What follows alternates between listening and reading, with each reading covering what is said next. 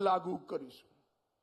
ભારતીય જનતા પાર્ટીએ દેશના વડાપ્રધાન નરેન્દ્ર મોદીજીએ આ દેશની જનતાને વચન આપ્યું છે, ગેરંટી આપી છે કે આ દેશમાં કોઈ પર્સનલ લો નહીં હોય, દરેક ધર્મના નાગરિકો માટે સમાન કાનૂન હશે, યુસીસી હશે।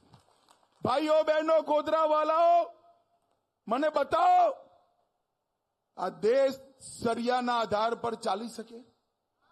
ચાલી શકે? ટ્રિપલ તલાક પાછા લવાય? આ કોંગ્રેસ પાર્ટી 70 વર્ષથી એપીસમેન્ટનું પોલિટિક્સ કર્યું, આજે પણ કર્યું। અરે ભાઈ, ઠીક છે, આપ તમે કુરાનના આધાર પર, સરિયાના આધાર પર દેશ ચલાવવા માંગતા હો તો તમને મુબારક, પણ દેશની જનતા નથી ચલાવવા માંગતી। અને જ્યાં સુધી ભારતીય